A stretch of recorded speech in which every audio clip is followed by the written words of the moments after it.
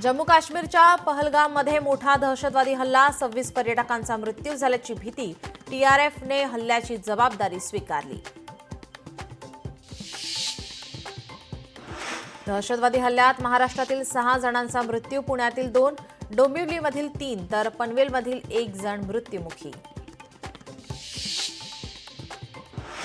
पहलगाममधील हल्ल्यानंतर दिल्लीत हालचालींना वेग, पंतप्रधान मोदींच्या अध्यक्षतेखाली सुरक्षा विषयक समितीची तातडीची बैठक.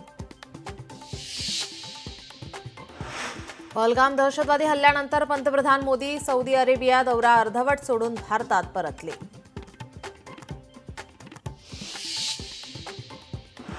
काश्मीरच्या पहलगाममधील दहशतवादी हल्ल्यानंतर दिल्लीसह मुंबईत अलर्ट, पर्यटन स्थळांवर चोख बंदोबस्त.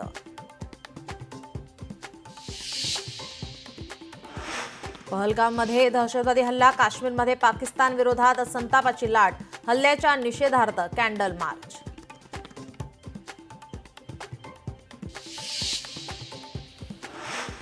अमेरिकेचे राष्ट्राध्यक्ष डोनाल्ड ट्रम्प यांच्याकडून काश्मीरमधील दहशतवादी हल्ल्याचा निषेध, दहशतवादाविरोधात अमेरिका भारताबरोबर खंबीरपणे उभी, ट्रम्प यांची पोस्ट. एअर इंडिया श्रीनगरहून दिल्ली मुंबईसाठी अतिरिक्त 2 विमान चालवणार, काश्मीरमध्ये अडकलेल्या पर्यटकांना परत आणण्यासाठी निर्णय.